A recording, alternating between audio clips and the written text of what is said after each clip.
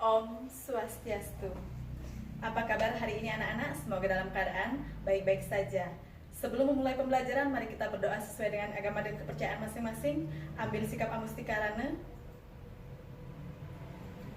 Om Prano Dewi Saraswati Wajibir Wajiniwati Dinam Awiyawantu. Berdoa selesai. Baiklah, kita akan memulai pembelajaran hari ini yaitu Baiklah, sekarang kita masuk ke pembelajaran moksa. Sebelumnya, mari hening sejenak menghidupkan doa kepada Sang Hyang Aji Saraswati.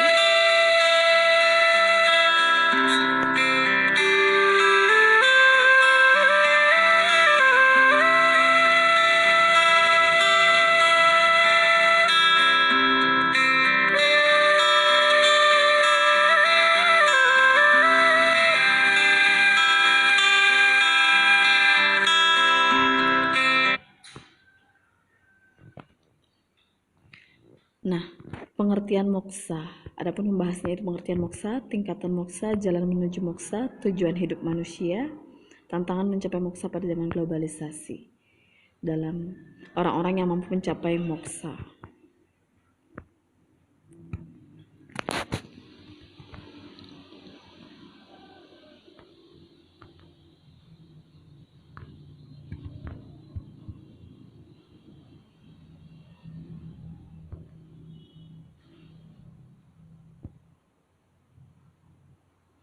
Selanjutnya, yang pertama kita akan bahas pengertian moksa. Moksa berasal dari bahasa Sanskerta dari akar kata moksha yang artinya bebas. Moksa adalah kebebasan abadi, terbebasnya Atman dari punarbawa karena telah menyatu dengan sumbernya atau Parama Atman. Berikutnya, tingkatan moksa berdasarkan keadaan Atman. Yang pertama ada samipya, yaitu kebebasan yang dicapai semasa hidupnya di dunia, contohnya Maharsi. Yang kedua, sarupya atau sadarmaya, kebebasan yang dicapai manusia karena kelahirannya, contohnya Sang Rama, Krishna, Sang Buddha. Yang ketiga ada salokya, yaitu kebebasan yang dicapai seorang yang telah memiliki kesadaran yang sama dengan Brahman, disamakan dengan dewa. Yang keempat itu adalah sayujya, yaitu tingkat kebebasan tertinggi Atman telah menyatu dengan Parama Atman. Selanjutnya, tingkatan moksa berdasarkan pengaruh maya. Ada jiwa mukti, yaitu moksa yang dicapai seseorang dalam hidupnya, namun Atman masih terkena pengaruh maya. Wideha mukti atau karma mukti, yaitu kebebasan yang dicapai semasa hidupnya, namun Atman sudah mulai terbebas dari maya. Purna mukti, yaitu Atman sudah terbebas dan terbebas murni dari pengaruh maya. Itu tingkatan moksa berdasarkan pengaruh maya. Yang selanjutnya, tingkatan moksa berdasarkan keadaan tubuh yang ditinggalkan. Moksa yaitu meninggalkan tubuh secara utuh. Adi moksa yaitu meninggalkan tubuh berupa abu. 3 parama moksa yaitu tanpa meninggalkan bekas tubuh. Jalan untuk mencapai moksa. Dalam Morospati Tattwa Sloka 52 disebutkan ada 3 bagian penting atau 3 sarana atau cara untuk mencapai moksa yang disebut dengan Trisadana. Yang pertama, Janana Yudharana Raha, yaitu memahami segala tatwa atau filsafat kerohanian. Yang kedua, Indriya Yoga Marga, yaitu mengendalikan indriya terhadap ikatan duniawi. Yang ketiga, Tresna Dosa Saya, yaitu menghilangkan rasa keterikatan pada hal-hal duniawi.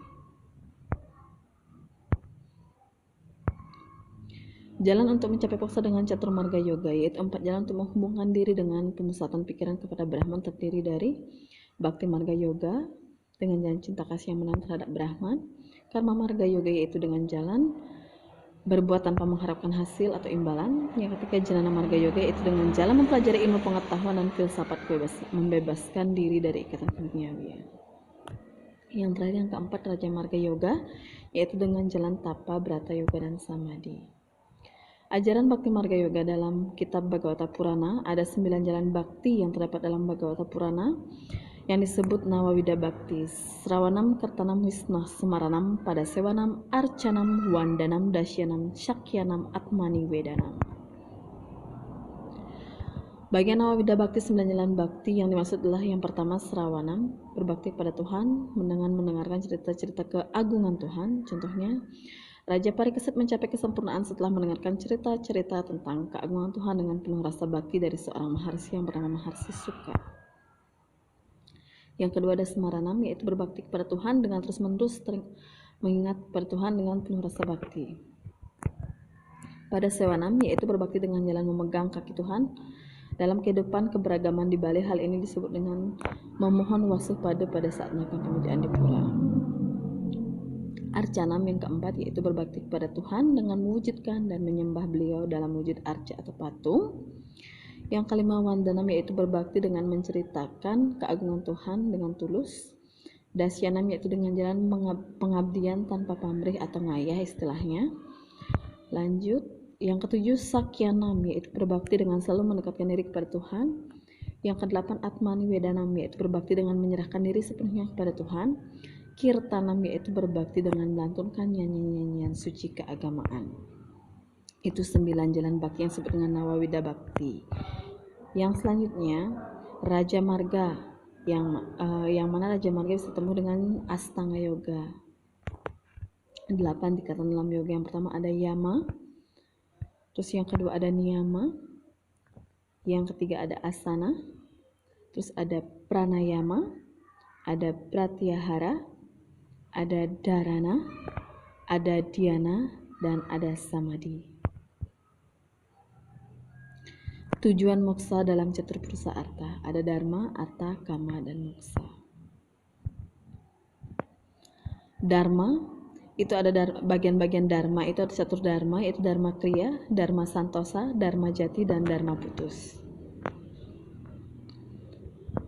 Dharma Kriya, manusia harus berbuat, berusaha, dan bekerja untuk kebahagiaan keluarga, khususnya masyarakat pada umumnya. Di sana juga ada bagian-bagiannya, ada Dana Paramita, amal atau kebajikan. Kesanti Paramita, mengampuni orang lain. Wirya Paramita, mengutamakan kebenaran dan keadilan. Prajna Paramita, yaitu bijaksana.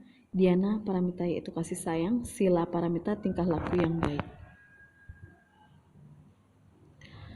Dharma Santosa, berusaha mencapai kedamaian lahir batin dalam diri sendiri. Dharma Jati, kewajiban yang harus dilakukan untuk menjamin kesejahteraan dan ketenangan keluarga. Dharma Putus, itu bertanggung jawab demi terwujudnya keadilan. Yang kedua, bagiannya itu Arta. Fungsi Arta dalam kehidupan beragama atau beryadnya dalam pancayadnya. Yang pertama Dewa Yadnya, yang kedua ada Manusa Yadnya, yang ketiga ada Pitra Yadnya, yang keempat ada Risi Yadnya, yang kelima ada Buta Yadnya.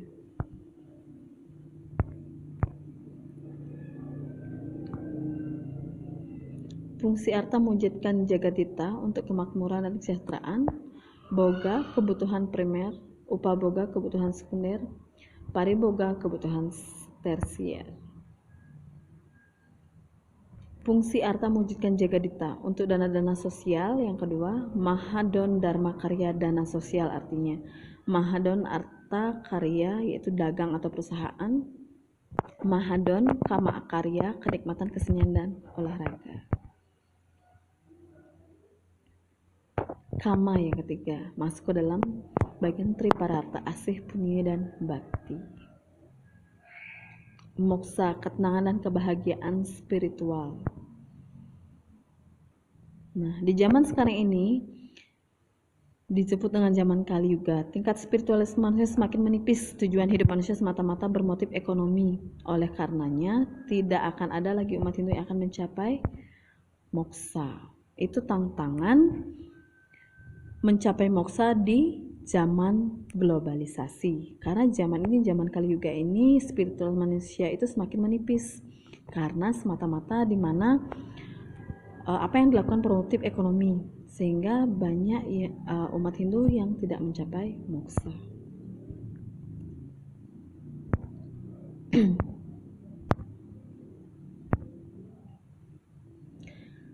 Tantangan mencapai moksa di zaman globalisasi. Apa yang harus dilakukan? Yang pertama, menjauhkan diri dari keterikatan materialistis. Yang kedua, mengutamakan aktivitas yang bernuansakan spiritual. Yang ketiga, jauhkan dan hindarkan diri dari tindakan yang tidak terpuji. Itu cara yang bisa kita lakukan untuk menghindari tantangan atau untuk menghadapi tantangan mencapai maksud di era globalisasi. Nah, orang-orang yang mampu mencapai moksa. Yang pertama adalah Rama, yang kedua Bagawan biasa, yang ketiga Dangyang Dwijendra.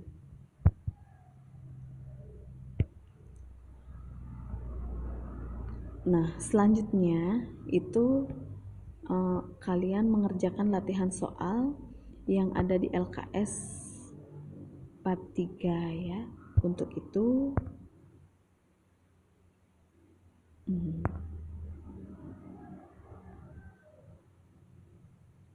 yang terakhir, terima kasih atas partisipasinya. Semoga apa yang Ibu berikan tadi bermanfaat bagi kalian.